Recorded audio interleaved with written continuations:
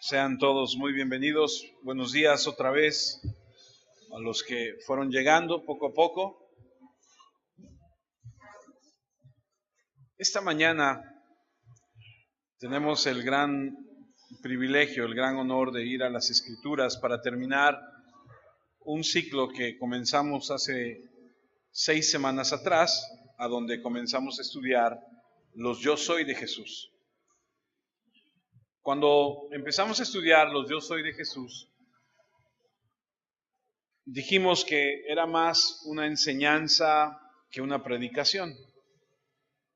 Les pedí incluso a algunos de ustedes, a todos, pero sé que no todos lo pudieron hacer o no quisieron, que trajeran una pluma, donde anotar. Sé que algunos tienen por costumbre hacerlo. Para enriquecer la enseñanza en nuestra vida, es esencial repasar. Digo, de repente leemos escrituras que hemos leído en otras ocasiones y decimos, eso yo ya lo conozco, ya lo sé, ya lo leí. Pero la palabra de Dios, que es inspirada por Dios, por el Espíritu Santo, no tiene errores. Amén. Es autoridad, es precisa, es puntual. Y cuando Dios habla, tenemos que escuchar, ¿cierto? Porque yo no soy más que un servidor. Yo no preparo la comida como tal. Yo vengo y la sirvo.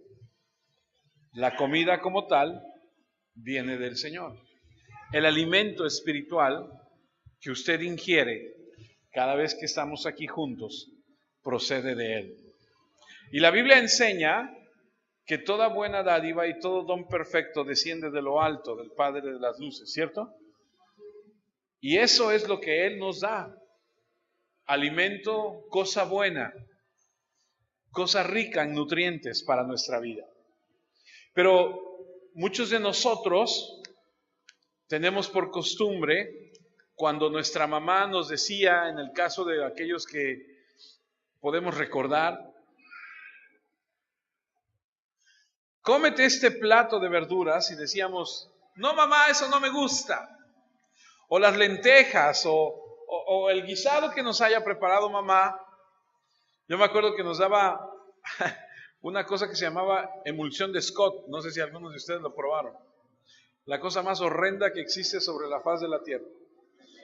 Para fortalecer los pulmones y los no sé qué tanto, y que el hígado de bacalao y el que no sé qué, y que después salió con saborizantes, y aún con saborizantes sabía espantoso. Pero la mamá decía, esto es bueno para ti y tienes que comértelo. ¿Y qué decíamos? No, eso no me gusta. El bistec de hígado con cebolla y con tantas cosas. Y algunos dicen, qué ricura. Y algunos decimos, ¿no? ¿Cuál es el punto de todo esto? El punto de todo esto es que si la palabra de Dios es nutriente, si la palabra de Dios no tiene errores, si la palabra de Dios es autoridad, si cuando Dios habla tú debes escuchar, recibe lo que Dios tiene para tu vida. Porque si tú lo rechazas, porque si tú no lo aceptas, entonces tú, al igual que todas las personas que rechazan a Dios, tendrás las consecuencias terribles y extremas de no escuchar a ese Dios vivo de la Biblia. Y el final de todo eso es que te irás al infierno por rechazarlo. Aquellos que aceptan, que escuchan, que obedecen, reciben en esta vida, aquí y ahora, bendiciones, y en la vida eterna también. No estoy enojado, Digo, ahora viene muy... No. Hoy vamos a estudiar Yo soy la vid verdadera. Ese es el tema del día de hoy.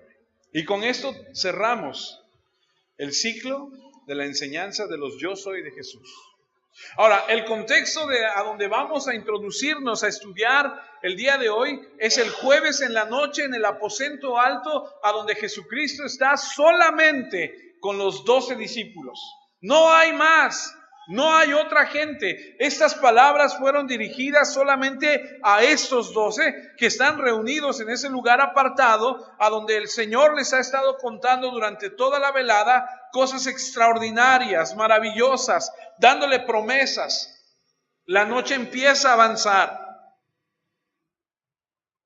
Y Dios, nuestro Señor Jesucristo, sabe que conforme va avanzando la noche, está llegando el punto donde Él tiene que obedecer. Hay momentos en nuestra vida donde tú y yo estamos y decimos, ay, no quiero que llegue tal día. ¿Te ha pasado? Donde dices, ay, no quiero que se... Julio Iglesias cantaba que no se acabe la noche, ¿no? Ay, no quiero que amanezca porque mañana tengo esto, tengo que hacer aquello. Nuestro Señor, conforme va avanzando la noche, expone al traidor y lo expulsa de la presencia de donde están reunidos los otros 11. Y cuando llegamos al capítulo 15, que es lo que vamos a estudiar el día de hoy, Judas se ha ido y solamente quedan los 11 verdaderos discípulos. Ya no están en el aposento alto, están en lo profundo de la oscuridad, en la noche ahí, con el Señor Jesucristo. Las palabras que tú y yo vamos a escuchar del Señor Jesucristo están dirigidas a los 11 discípulos que restan. Judas ya no está presente. Acompáñame al previo de lo que vamos a ver esta mañana. Juan 14, y fíjate cómo termina el capítulo 14. Juan 14, versículo 31. Palabras fuertes, extraordinarias de Jesucristo, como todas las que Él pronunció. Mas para que el mundo conozca que amo al Padre, y como el Padre me mandó, ¿cómo dice? Así hago. Y luego inmediatamente después dice, levantaos, vámonos de aquí. Y salen del aposento alto. ¿Y saben a dónde va? A su muerte. ¿Saben a dónde se dirige? Al jardín. A donde él sabe que aquel que acaba de expulsar, que aquel que acaba de despedir, que aquel que acaba de decirle lo que has de hacer, ve y hazlo pronto. A Judas lo va a encontrar junto con otros 600. Y me llama poderosamente la atención que Jesús dice, mas para que el mundo conozca que amo al Padre, ¿sabe qué significa eso? Lo voy a obedecer. Para que el mundo se dé cuenta que lo amo, voy a hacer lo que me mandó. Párense y vámonos de aquí. Yo les hubiera dicho, sí, pero vámonos a otro lado. Huyamos. O mejor aquí me quedo escondido. Porque así somos. Somos personas temerosas, miedosas. No tengo que preguntar a cuántos de ustedes les gusta afrontar los problemas, porque la mayoría de nosotros decimos, ay, no, a mí no. A muchos de nosotros no nos gusta cuando hay una situación, enfrentarla. Hay un dicho, ¿no?, que dice que al toro hay que agarrarlo por los cuernos, ¿no? Pero sí, pero algunos decimos, no, eso a mí no me gusta, ¿no? Y como el Padre me mandó, así hago. Vámonos. Se levanta y sale de ahí. Entonces, en este momento, salieron de ese aposento alto. Jesús y los 11 comenzaron su camino por Jerusalén, dirigiéndose hacia el lado de la ciudad, a donde se encontraba el jardín, donde tú y yo leemos en la Escritura que Él va a hacer oración. Y hace una oración de tal forma que dice que las gotas de su sudor parecían gotas de sangre. Estaba en agonía. Y mientras Él oraba, los discípulos roncaban. Eso quiere decir que era tarde. Eso quiere decir que era de noche. Quiere decir que la cena les había caído pesada. Quiere decir que no estaban en el mismo canal. quiere decir que no comprendían lo que estaba a punto de suceder. Como tú y yo, que a veces hay una situación difícil, hay una situación apremiante, hay algo que hay que atender y muchos de nosotros estamos viendo la tele, ¿no? Haciendo otras cosas. Pero que no te das cuenta que es tiempo de hacer algo mañana.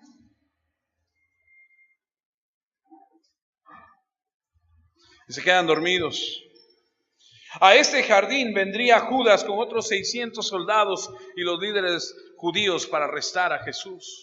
Ahí a ese jardín a donde él se levanta del aposento alto y les dicen, para demostrar que el Padre me ama y que yo lo amo a él y que lo voy a obedecer, vamos, y a donde él se dirige con los discípulos, llegará Judas, 600 soldados, la guardia del templo, los religiosos, a donde están él con sus 11 discípulos ahí lo besaría y se llevaría a cabo la traición.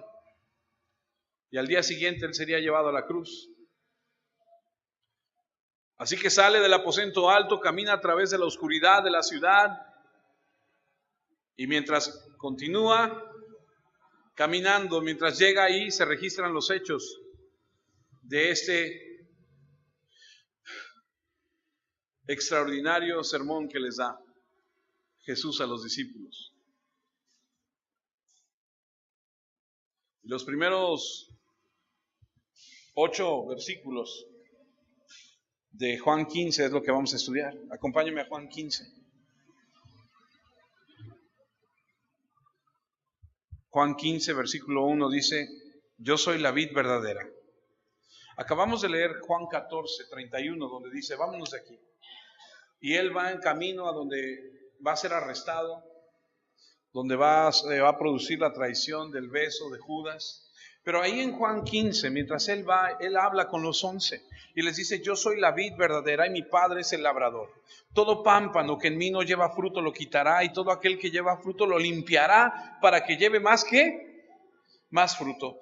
Ya vosotros estáis limpios por la palabra que os he hablado. Permaneced en mí y yo en vosotros. Como el pámpano no puede llevar fruto por sí mismo si no permanecen en la vid, así tampoco vosotros si no permanecéis en mí.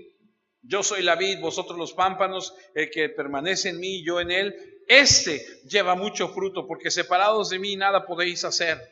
El que en mí no permanece será echado fuera como pámpano y se secará, y lo recogen y lo echan en el fuego y arden. Si permanecéis en mí y en mis palabras permanecen, y mis palabras permanecen en vosotros, pedid todo lo que queráis y os será hecho.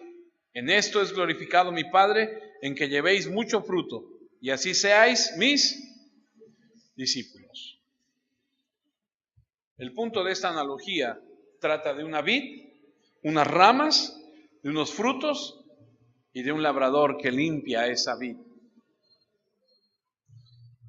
Y los frutos que demuestran que alguien es un verdadero discípulo. Entonces, esta enseñanza que estamos a punto de empezar a escuchar es una enseñanza que tiene que ver, escuche bien, con la salvación y con la salvación genuina. Y yo te voy a hacer una pregunta, la pregunta importante de este día. ¿Tú eres cristiano? ¿Eres cristiano? Nada más hay como 2 o 3 cristianos. Los demás, bienvenidos, ojalá que cuando salgan de aquí sean cristianos. ¿Eres cristiano? ¿Cómo lo sabes?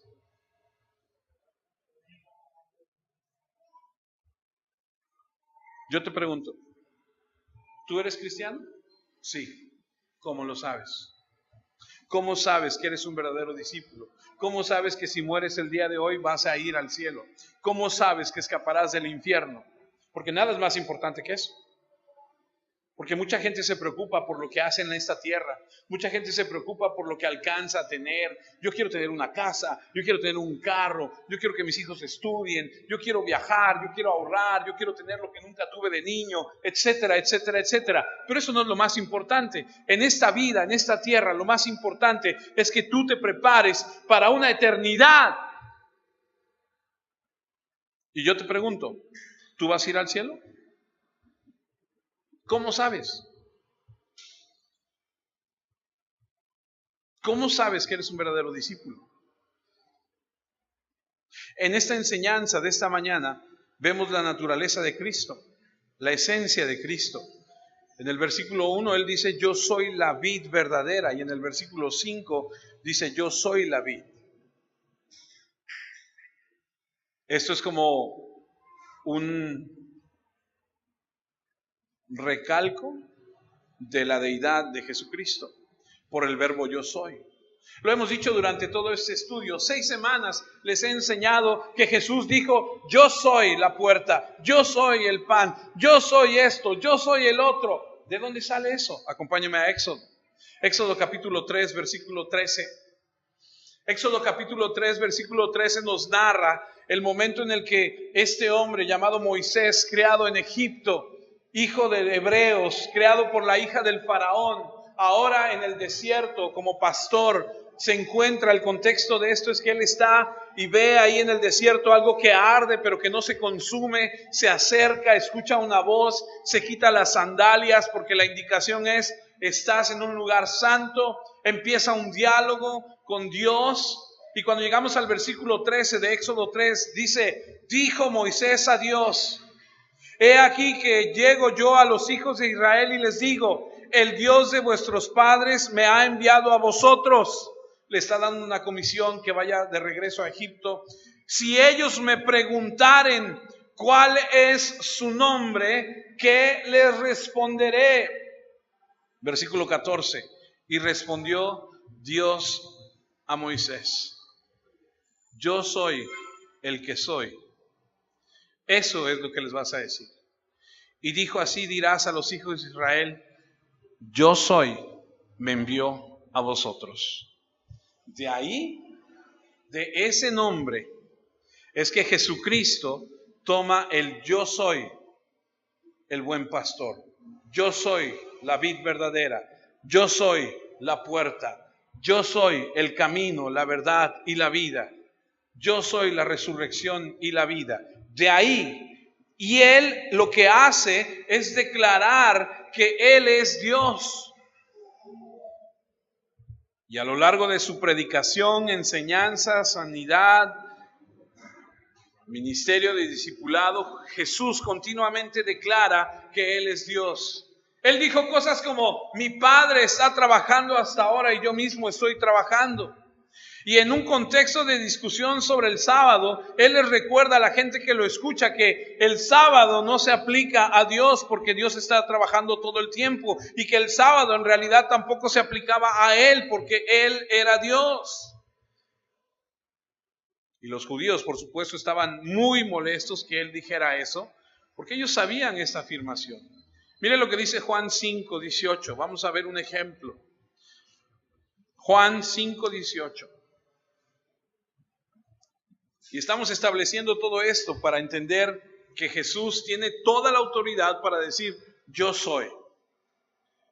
Pero después veremos qué significan las ramas, quién es el labrador, qué son los frutos y cómo aplica eso a nuestra vida. Juan 5:18 dice, por esto los judíos aún más procuraban matarle, porque no solo quebrantaba el día de reposo, sino que también decía que Dios era su propio Padre, haciéndose igual a Dios.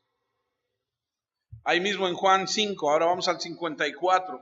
Jesús contestó, si yo me doy honor a mí mismo, eso no vale nada. ¿Ha escuchado usted a alguien hablar bien de sí mismo? No, yo soy esto, no, yo soy el otro, eso no vale nada. Dice la Biblia que hable bien de ti el extraño. No te eches flores tú mismo. Ni mi Padre, dice, mi Padre me honra y el que ustedes dicen que es su Dios. Y nuevamente se sintieron ofendidos de tal blasfemia. Ellos entendieron que eso es exactamente lo que Él estaba haciendo, declararse Dios. Y una de las formas en la que lo hizo fue diciendo, yo soy. Y aprendimos que Él dijo, yo soy el pan de vida, yo soy la luz del mundo, yo soy la puerta, yo soy el buen pastor, yo soy la resurrección y la vida, yo soy el camino y la verdad y la vida.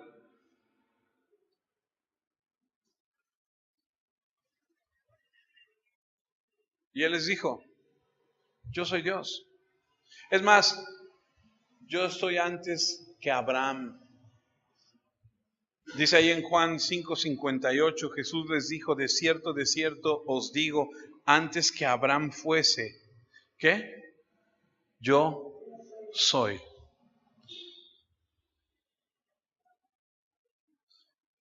Jesús no es otro más que el gran yo soy, el Dios eterno en carne humana. Pero ¿por qué es importante todo esto?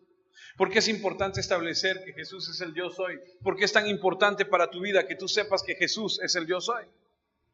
Es muy sencillo. Juan 8:24 lo dice. En la versión Palabra de Dios para Todos dice, les digo entonces que morirán en sus pecados si no creen que yo soy. Si no crees en la deidad de Jesús, irás al infierno. Es por eso que nosotros no llamamos hermanos a los testigos de Jehová.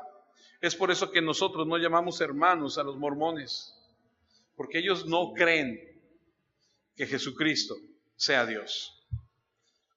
Y la verdad te voy a decir algo. No importa cuán religioso seas, cuán moral te creas, o qué tan bien creas que son tus intenciones.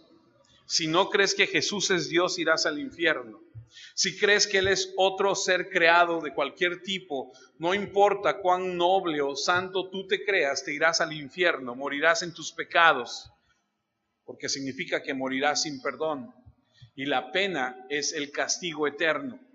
Y los judíos entendieron exactamente lo que él estaba diciendo. Y fue como un ataque directo a su teología, devastadora, directa, porque ellos creían en lo que decía el Antiguo Testamento, pero empezaron a crear un sistema bien desarrollado, pero lo empezaron a torcer a su conveniencia, como hacen muchos.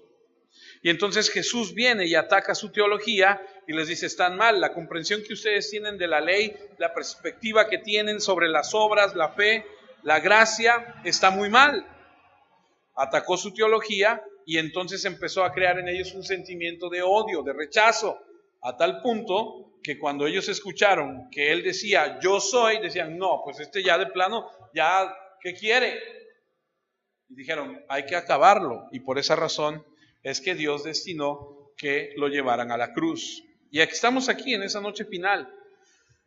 Estamos aquí en esta charla con sus discípulos, a donde Él hace esta declaración poderosa, yo soy la vid verdadera. Ahora quiero llevarte a la parte importante de este pasaje, que tiene que ver con la naturaleza de la salvación, porque creo que muchos no entendemos, pero no hay excusa. O sea, a lo que voy es que muchos no entendemos que esto es tan importante, pero no hay excusa, como les decía. Ahora, imagínate el drama que se está desarrollando en esta analogía tan simple. Hay una vid, hay un labrador, hay dos tipos de ramas, uno que da fruto, otro que tiene que ser podada, otra que tiene que ser limpiada para que dé más fruto. Las que son podadas y que no producen fruto son dejadas para que se sequen y luego se queman, y es así de simple. Ahora, nuestro Señor podría decir las cosas más profundas de la manera más simple, y eso es lo que tienes aquí. Sabemos que hay dos personajes y uno de ellos es Jesús y el otro personaje es el labrador, que es el Padre. Jesús dice, yo soy la vid, mi Padre es el que limpia esta vid. Y entonces vemos que Jesús se autonombra a Él como esa vid que el Padre plantó. Y entonces entendemos que lo que Él está diciendo es, yo hago lo que mi Padre diga. A eso vine a la tierra. Ahora, ¿quiénes son las ramas? Hay ramas que están unidas a Él, pero que no dan fruto y que se cortan y se dejan secar y después se queman. ¿Quiénes son? ¿De qué está hablando? Es bastante simple. Regrésate a Juan 13, versículo 1 y 2. Date cuenta, si acaba de salir del aposento alto, si acaba de estar con los 12 discípulos, si a ellos les está dirigiendo, a estos 11 restantes, este mensaje, ¿de qué está hablando? Es muy sencillo. Juan 13:1 dice, antes de la fiesta de la Pascua, sabiendo Jesús que su hora había llegado para que pasase de este mundo al Padre, como había amado a los suyos que estaban en el mundo, los amó hasta el fin. Es decir, ahí los tiene juntos, está con ellos. ¿Qué mejor cosa que estar con los tuyos antes de partir, cierto? Yo me acuerdo que cuando mi padre enfermó y mi hermana me habló y me dijo, mi papá está muy enfermo, ¿qué hacemos? ¿Lo mandamos al hospital? ¿Lo llevamos? Dije, no. Luego llevas no porque no quisiera que sanara, sino porque luego llevas a alguien al hospital y ya no te dejan entrar, ya no pueden estar todos. Y algo que nos consoló es que partió estando en un lugar rodeado de gente que lo amaba. Versículo 2 dice, y cuando cenaban, como el diablo ya había puesto en el corazón de Judas Iscariote, hijo de Simón, que le entregase, es muy sencillo. ¿De qué está hablando? Hay dos tipos, nada más. Unos que producen fruto y otros que no producen.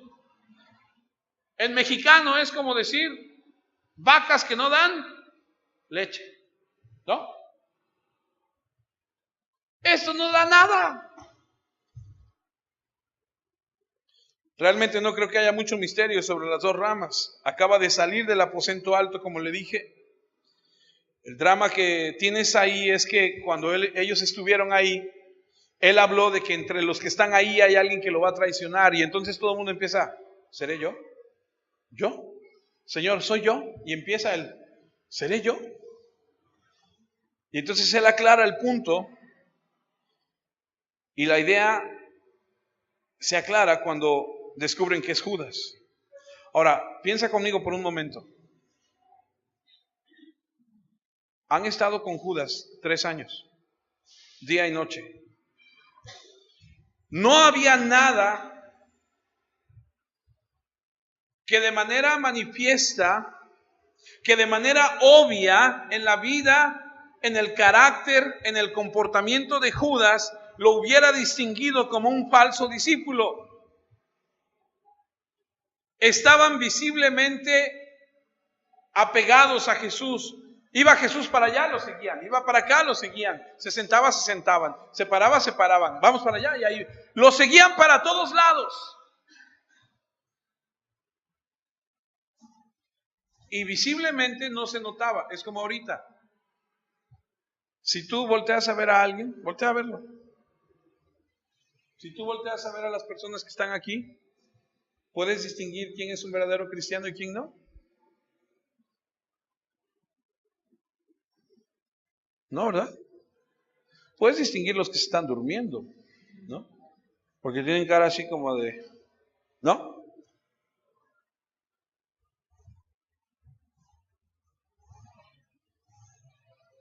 Había andado con ellos.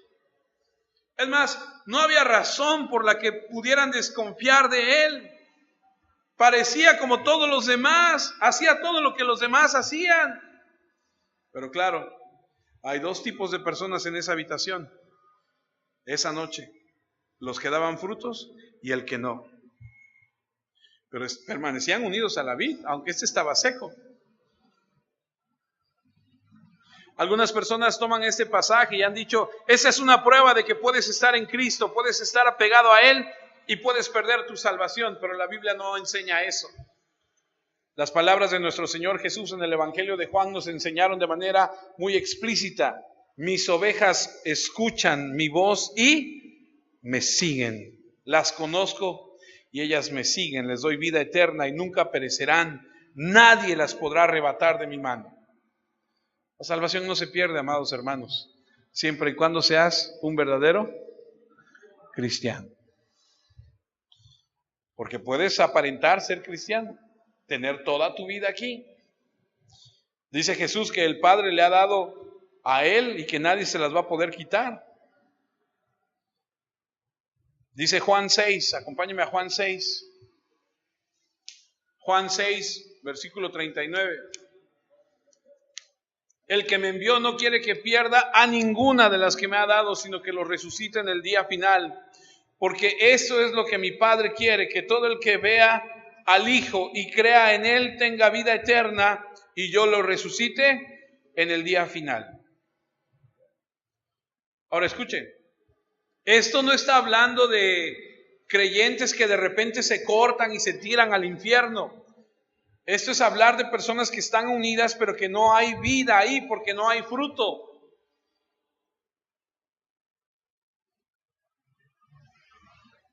Escuche lo que le digo. De todos los sermones que usted ha escuchado, este puede ser uno de los más importantes. No porque otros no sean importantes, pero una, porque estamos vivos el día de hoy. Dos, porque es sumamente importante que tú te des cuenta si eres cristiano o no. Ahí estaba Judas con ellos y Judas no era.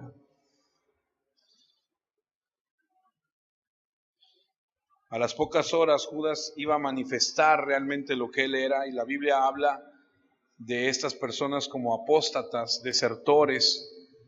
Había estado 3 años cerca de ellos, ni siquiera sabían que no había vida en él, aparentaba muy bien, y ahora se dirigía a los judíos, a los líderes de Israel, para llegar a un acuerdo y por 30 monedas de plata vender al Señor. Después iría a ahorcarse y así irse directo al infierno. Y esto es lo que está pasando. Y tienes que entender por un momento, ¿no te parecería natural que en la conversación íntima con los 11 habría este pensamiento de procesar? ¿Cómo es posible que dijo que había un traidor y que ese traidor era Judas? ¿Cómo es posible si finalmente era alguien de nosotros, era de fiar, le dábamos el dinero? No es fácil entender eso. No es fácil de comprenderlo. ¿Cómo encaja? ¿Qué está pasando? Y el Señor nos da una explicación muy simple. Hay 2 tipos de rama: los que dan fruto y los que no. Y los que no dan fruto se van a quitar y se van a dejar secar y se van a quemar. Y Judas estaba en eso. Y pobre Judas, en el sentido de que la Biblia dice en Marcos 14:21, a la verdad el Hijo del Hombre va según está escrito de él, mas ay de aquel hombre por quien el Hijo del Hombre es entregado. Bueno le fuere a ese hombre no haber nacido. Y entonces nuestro Señor nos habla acerca de esta parábola de la vid, de cómo el Padre es el viñador de las ramas. Y es importante decirlo, y lo reitero otra vez, no todo, como dice la Escritura ahí en Mateo 7, el que me diga, Señor, Señor, entrará en el reino de los cielos. Porque algunos construyen su casa espiritual sobre la roca, y algunos construyen su casa espiritual sobre la arena. Y tú ves las casas y las dos son, a simple vista son iguales. Arquitecto, tú puedes ver las construcciones y decir, a simple vista decir, pues parece que está bien, ¿no? Pero no sabemos los fundamentos. No sabemos qué clase de material usaron. A simple vista podemos ver a las personas y decir, ay, es que se ve tan tierna, ¿no? Ay, es que cuando hablas con ella, ay, te inspira tanta confianza. Y vas con sus familiares y les dices, oye, qué bárbaro, qué bendición tener a tu mamá ahí. Y dices, ajá, si tú supieras cómo es. ¿No es cierto?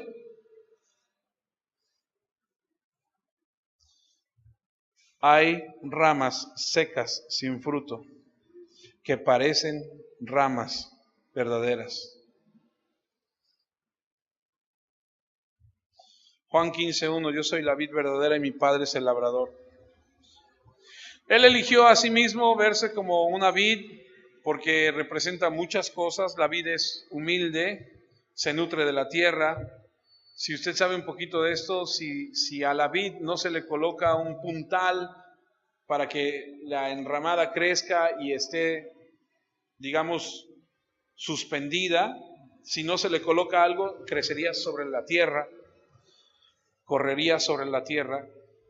Habla de humildad, también habla de unión, habla de la cercanía, de la comunión de aquellos que están pegados a Cristo. La misma vida fluye a través de la vid, fluye a través de las ramas. Tiene que ver también con el resultado de estar cerca de Cristo, de manifestar ese fruto. ¿Se acuerdan de aquel dicho que dice, el que con lobos anda, a aullar se enseña?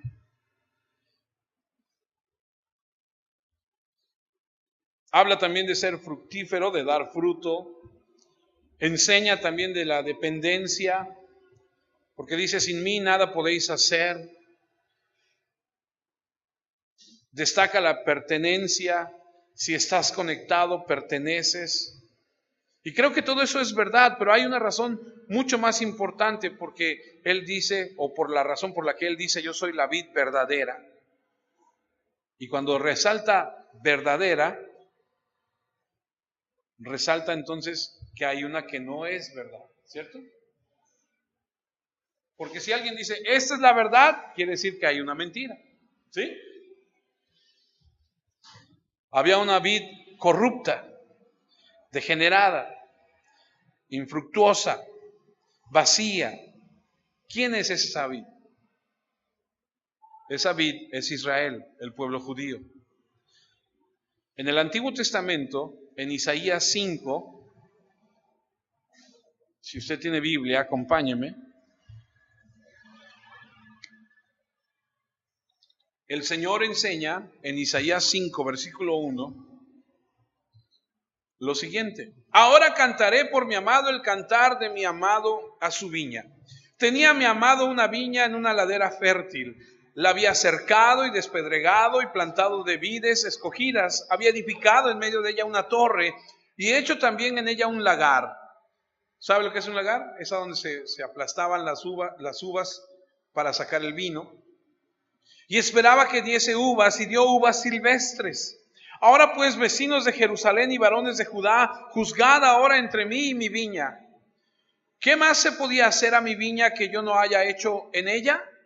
¿Cómo, esperando que yo diese uvas, ha dado uvas silvestres? Os mostraré pues ahora lo que haré yo a mi viña: le quitaré su vallado y será consumida, aportillaré su cerca y será hollada.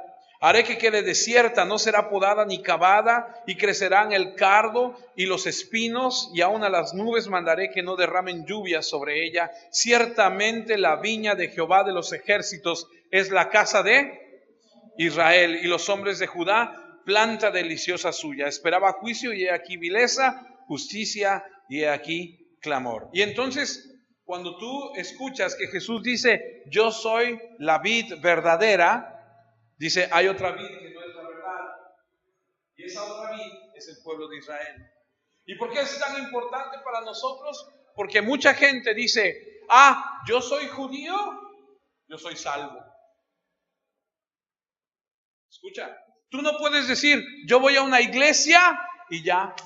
Mis hijos no pueden decir, mi papá es pastor. No, hombre, ya tenemos ticket directo.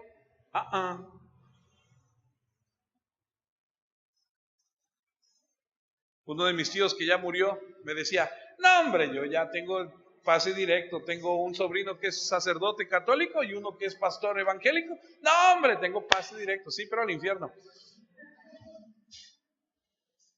Si no se arrepintió. Yo lo fui a ver los últimos días de su vida, le prediqué, le dije, arrepiéntete. Pídele perdón a Dios por todo lo que has hecho. Si no, te vas a ir a una eternidad al infierno. Israel se presenta como la vid y Dios dice, yo planté mi vid en una colina fértil, le di todo lo necesario para que produjera uvas, y las únicas uvas que produjo fueron agrias, incomibles, inútiles. O sea, el fruto no es el esperado. De veras oro a Dios porque este mensaje llegue a tu vida. Porque la verdadera razón de todo esto es para que tú y yo nos demos cuenta qué tan cristianos somos. Dicen los historiadores que los macabeos, ¿ha escuchado de los macabeos? Por lo menos de la Biblia católica, los macabeos. Acuñaron monedas y en la moneda había enredadera que ilustraba a Israel. Dicen los historiadores que en el templo de Herodes también había una gran vid, literal, había sido tallada y revestida de oro y hablaba y representaba a Israel como la vid de Dios. Porque la vida de Dios fluye a través de la nación y ese era el símbolo de Israel. De hecho, el Salmo 80, versículo 8 dice: hiciste venir una vid de Egipto, echaste las naciones y la plantaste, limpiaste sitio delante de ella e hiciste arraigar sus raíces y llenó la tierra. Israel representaba una vid, pero era una vid que sus frutos no eran buenos. Por eso tiene que venir Jesús y decir: yo soy la vid verdadera. Aquella no es la vid verdadera. Aquella representa solamente algo, pero no es la verdad. Así que tú y yo no podemos creer que porque venimos a una iglesia, que porque nos llamamos cristianos, vamos a ser salvos. Tú y yo tenemos que entender que si no estamos pegados a esa vid verdadera y si no si no tomamos de esa vid verdadera y producimos fruto, estamos secos, seremos cortados y seremos echados al fuego. Israel había sido plantado por Dios, vida vendría a través de Israel a todos los que se unieran a Israel, pero Israel fue infiel, idólatra, inmoral, y Dios trajo juicio. Y los discípulos, como todos los demás judíos, pensaron: pues yo soy judío, estoy conectado con Dios, somos parte del pueblo de Dios, nací judío, soy simiente de Abraham, estoy conectado con Dios. Pero no era así. Nuestro Señor viene y dice: si quieres estar conectado con Dios, tienes que estar conectado no con Israel, sino conmigo. Yo soy la vid verdadera. Pablo lo entendió y Pablo escribió ahí en el libro de Romanos tantas cosas acerca de los judíos.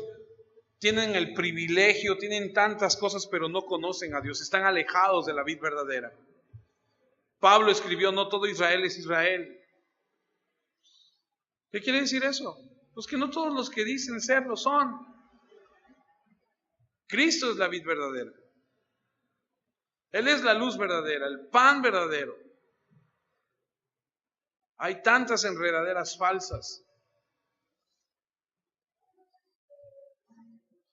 El cristianismo mal llevado puede ser una enredadera falsa. ¿Por qué cree que hay tantas y tantas denominaciones y tantas iglesias? Y tú dices: ¿cuál es la verdadera? No hay una religión verdadera. La religión verdadera, dice la Escritura, que es ayudar a los huérfanos y a las viudas. Religión verdadera es esa. Entonces dices: entonces, ¿cuál es la verdad? Hay una sola verdad. Escucho mucho a la gente decir: no, nadie tiene la verdad absoluta. Yo sí. Se llama Jesucristo y es mi Señor.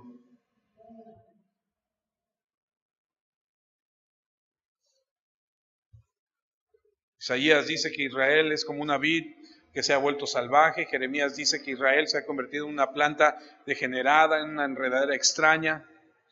Y es como si Jesús estuviera diciendo a esos hombres: ¿piensas que porque perteneces a la nación de Israel estás seguro con tu conexión con Dios?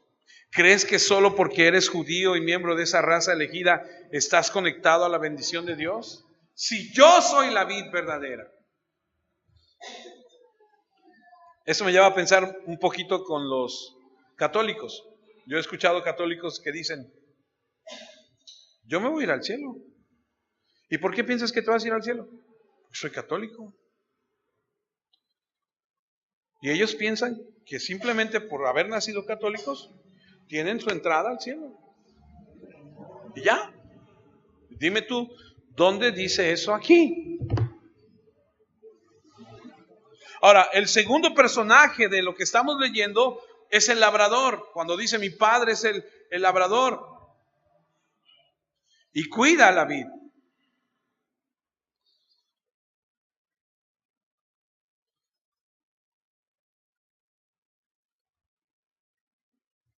Y el padre sembró esa vid, proveyó una virgen para que pudiera nacer, le proveyó todo, le dio el Espíritu Santo, el poder para, a través de su ministerio, hacer todo lo que hizo.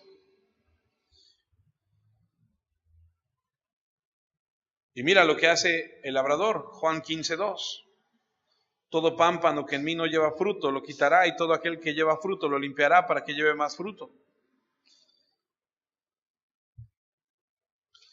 Híjole. Entonces el padre hace dos cosas. El padre va a la vid y checa las ramas. Y cuando ve las ramas y las examina o las juzga y encuentra ramas falsas que no tienen fruto, dice que las corta, las deja que se sequen y las envía al fuego. Y las ramas que ve que tienen fruto, ¿las qué? Las poda, las limpia. Ok. Dice el versículo 6 de ahí de Juan 15. El que en mí no permanece será echado fuera como pámpano y se secará, y los recogen y los echan en el fuego y arden. Ese es un juicio drástico por parte de Dios sobre los falsos creyentes. No hay fruto, al fuego. Pero entonces venimos con los que sí tienen fruto. ¿Y cómo sabes que eres cristiano? Cuando produces fruto.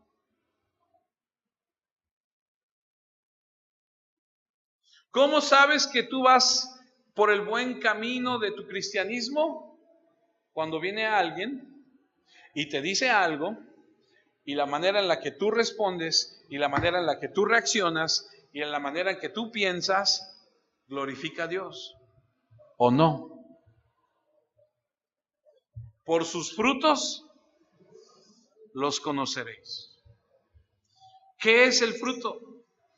Son tus actitudes, tus anhelos, tus deseos, tus afectos, tus virtudes, tu comportamiento, la manifestación en tu vida de que Jesús está haciendo algo en ti. Así que cuando viene alguien y tú vas en tu coche y se te atraviesa, tú no tomas el claxon y le dices, ¡ah! ¿Qué te pasa? ¿No? Fíjate, ¿no? ¿Qué haces? Respiras hondo. A lo mejor aprietas el volante y dices, ay, Señor, qué bueno eres conmigo, porque me estás cambiando. Cuando viene un cliente y te reclama, cuando viene alguien y levanta un falso contra ti, cuando viene alguien y te pide un dinero y no te lo paga, cuando viene alguien y dice una mentira y te trae un chisme y hay algo, como tú reaccionas, es lo que tú reflejas. Acompáñame a Efesios capítulo 2. Efesios capítulo 2, versículo 1, voy a leer una porción de la escritura. Voy a leérselas en el Palabra de Dios para Todos. Yo sé que usted tiene otra versión, pero mire, es importante. Sígala ahí o escúchela como usted quiera, pero analice lo que dice la escritura. Efesios capítulo 2, versículo 1 dice: hace tiempo ustedes estaban espiritualmente muertos a causa de sus pecados y sus ofensas contra Dios. Ahora yo le pregunto algo. Cuando alguien está muerto, ¿alguien puede decidir? Si estás muerto, ¿qué es lo único que puedes hacer? Despedir un hedor de la descomposición que estás sufriendo, ¿cierto? Es por eso que decimos que nosotros no decidimos. Es por eso que nuestra teología nos enseña que no eres tú quien un día dice, yo quiero recibirlo.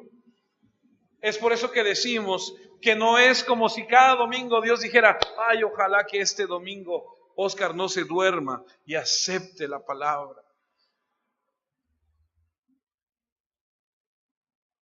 Porque estábamos muertos Y la vida que se nos da no es decisión nuestra, es decisión de aquel que un día tuvo misericordia de ti y de mí, y que cuando nos vio muertos en nuestros pecados dijo: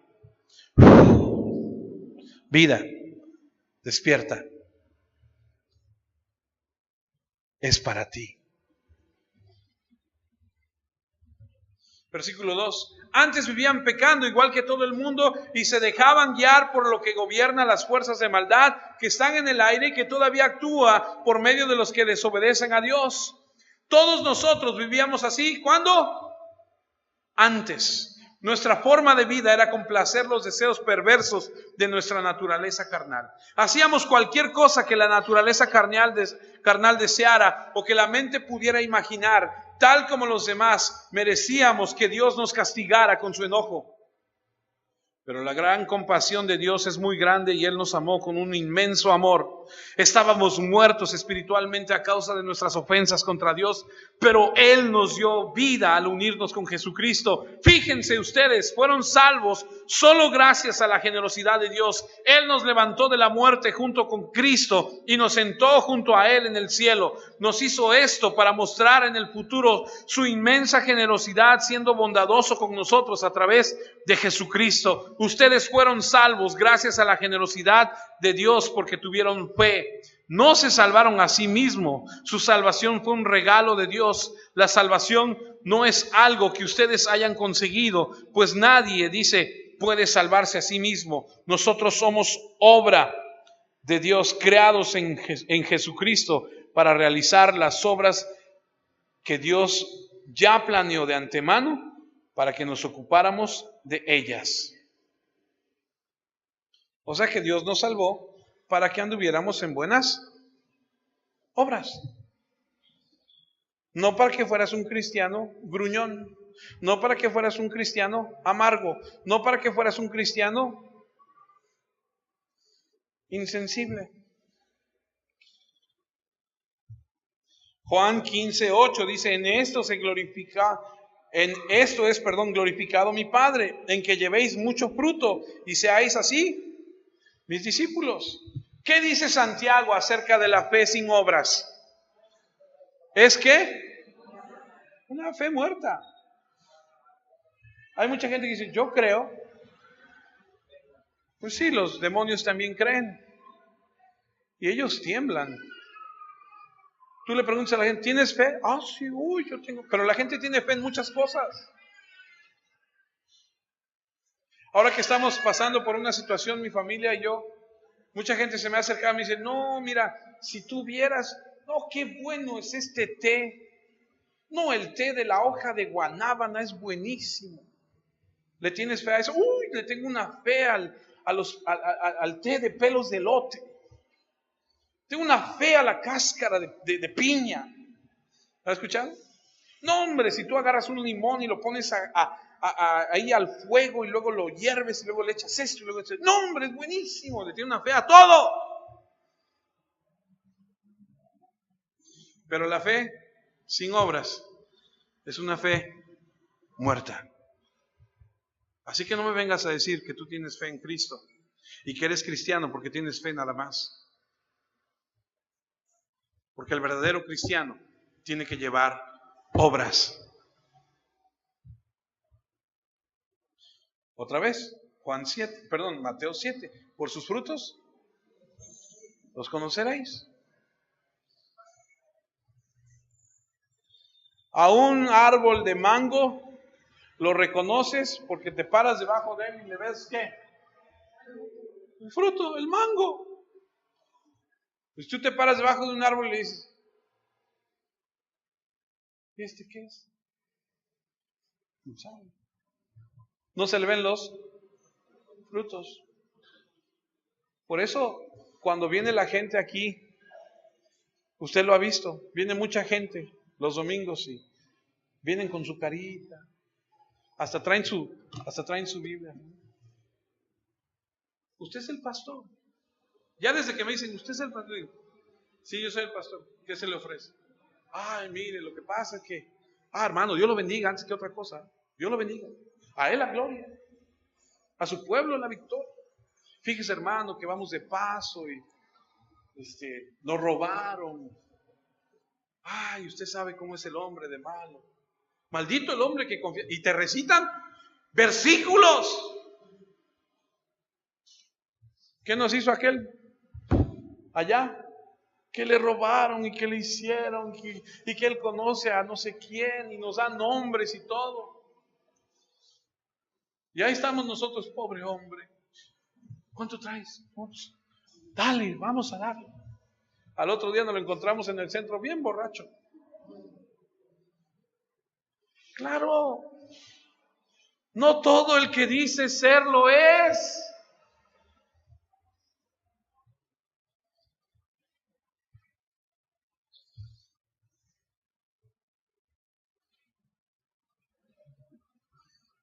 La única manera en que puedes decir a una persona que eres cristiano no es recordando un evento, no recordando una oración, no deseando y esperando, no declarando y atando, y yo ato, y yo declaro, y yo decreto, y yo... ¿Eso qué?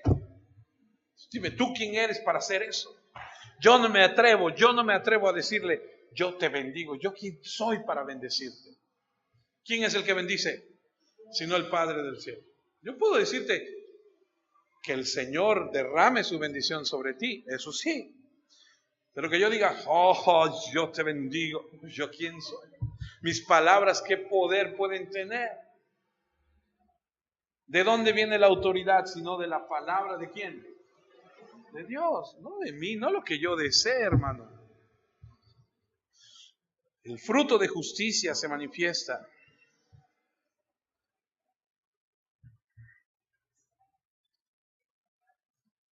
Romanos 11:7, no, 17.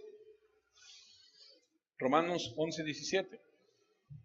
Algunas ramas naturales del olivo fueron cortadas, está hablando de Israel. En su lugar, tú fuiste injertado como una rama silvestre, está hablando de nosotros, los gentiles. Entonces, ahora eres parte de la misma raíz y compartes la misma vida del olivo. Pablo hace una ilustración y dice, mira, como los verdaderos no quisieron, Dios los cortó y en su lugar injertó a otros que sí quieren, en este caso los gentiles, los no judíos. Fueron cortados debido a la incredulidad y al pecado y se injertó una nueva rama, es la iglesia, tú y yo. Tenían un vínculo con Dios, pero infructuoso. Y muchas personas que están unidas al cristianismo, unidas a la iglesia, unidas de alguna manera a Cristo,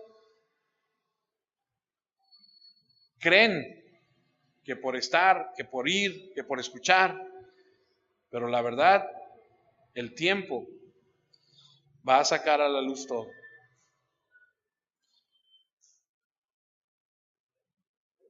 Recuerda esto, es una llamada al verdadero discipulado. Es una preocupación que tú y yo caminemos rectamente. Y tú puedes leer Juan, y de hecho en Juan 6, cuando el Señor habló y dijo, tienen que tomar mi sangre y comer mi carne, muchos dijeron no y dejaron de seguirlo. Así que la rama debe dar fruto y es una evidencia de la vida de Dios. Y Él poda para dar más fruto. Y entonces aquí llegamos al punto donde Él ve la rama que está dando fruto y la limpia. Ahora, ¿cómo lo hace? Y aquí es a donde se pone interesante. Porque vamos a suponer que todos somos cristianos, ¿ok? ¿Me permito pensar que usted es cristiano? ¿Y que usted está dando fruto en su vida? ¿Sí? Ok.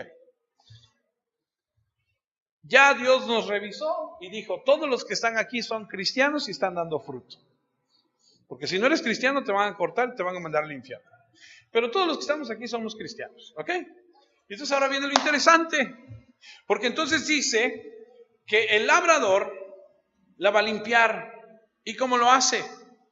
Lo hace a través de la enfermedad, a través de las dificultades, a través de la pérdida del empleo, de la pérdida del amigo, de la pérdida de un ser querido, de la pérdida de los bienes materiales, lo hace a través de la pérdida de la reputación, a través del fracaso, de la persecución, de personas externas, de personas que amas, lo hace a través de la pena, a través de la decepción.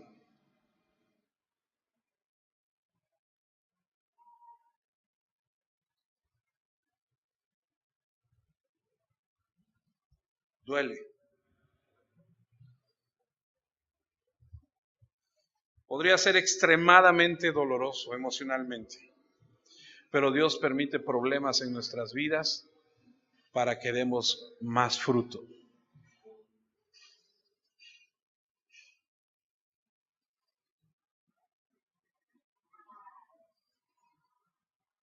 Y un día te pueden dar una noticia y decir, tienes cáncer, como se lo dieron a mi hija. Y recibir una noticia que se murió tu familiar, que te robaron, que te despidieron, o cualquier noticia fuerte, lo único que va a producir en ti es una de dos cosas: doblar tus rodillas y clamar a Dios y decirle, Señor, gracias, porque tu palabra dice que en todo y por todo te dé gracias. O clamar a Dios y decir, ¿por qué? ¿Por qué yo? ¿Por qué tuviste que hacerlo conmigo?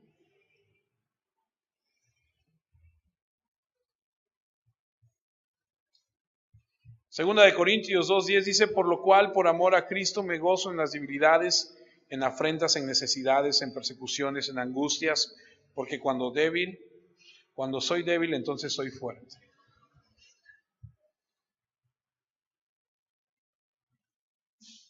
¿Quieres producir más? ¿Quieres tener más fruto? Algunos dirán, no, si es así, no. Yo no quiero. Hace unos días hablaba con una persona que no conoce a Dios y le decía yo, la Biblia dice que Dios no prueba más allá de lo que podamos resistir. Y que junto con eso nos da la salida. Y ella me decía, yo no quiero eso. Su hija está a punto de operarla, está muy mal. Y dice, yo no quiero eso. A mí no me digas eso. Yo quiero menos prueba. Yo no quiero tener que llegar al punto de ver hasta dónde. No, yo no quiero eso.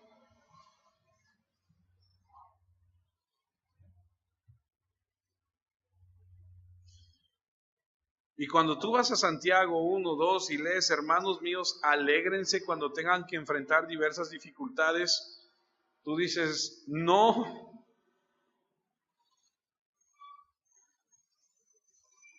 O sea, yo no me alegro.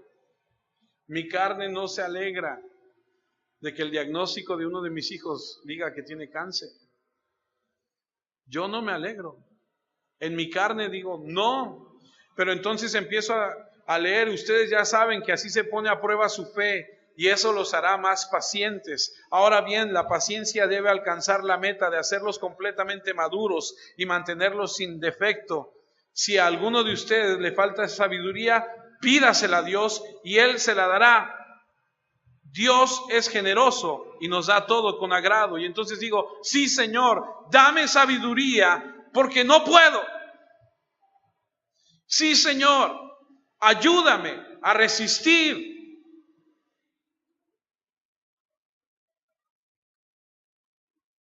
Porque si a través de esta prueba vas a hacer que yo crezca, que yo madure, que yo sea mejor para ti, adelante. Y ayúdame.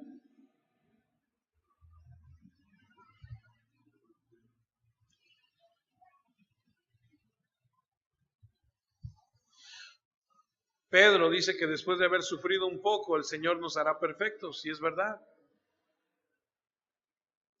Y puedes sentirte irritado por la situación, puedes revolcarte en la decepción, quejarte, sentirte melancólico, sentirte lleno de ansiedad cuando las cosas no salen como crees que deben de serlo.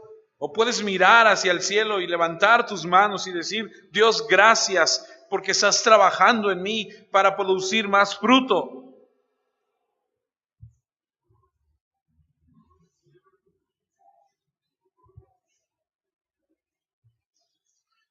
Puedes clamar a Dios y decir: ¿cómo se te ocurre hacerme pasar esto a mí? ¿Cómo puede ser esto? O decirle: gracias, lo acepto, acepto tu voluntad. Porque esta poda significa que Dios pretende que yo dé más fruto. Hebreos 12:7 dice: entonces soporten esos sufrimientos como se acepta la disciplina de un padre, porque Dios lo hace como un padre que corrige a sus hijos. Si Dios no los disciplinara, significaría que ustedes no le importan. Cuando un padre no corrige a sus hijos es porque realmente no los considera sus hijos. Todos hemos tenido padres en la tierra que nos han disciplinado y nosotros los respetábamos. Entonces es aún más importante someternos a nuestro Padre Celestial para poder vivir. Nuestros padres en la tierra nos corrigieron por poco tiempo, lo hicieron de la mejor manera que pudieron, pero Dios nos corrige para ayudarnos a ser santos como Él. No nos gusta cuando nos corrigen porque nos duele, pero luego de haber sido corregidos da buenos resultados. Entonces nos llenamos de paz y empezamos a vivir como debe ser. Fortalézcanse nuevamente porque se han debilitado. Y el labrador, que es Dios Padre, llega a tu rama y la ve y dice: sí tiene fruto, pero le hace falta, y empieza a limpiarte a través de los problemas, a través de las circunstancias. Y entonces cuando empiece a doler, tú le dices: Señor, ayúdame, por favor, dame sabiduría para poder llevar esto, ayúdame porque yo solo no puedo, si me despego de ti me muero.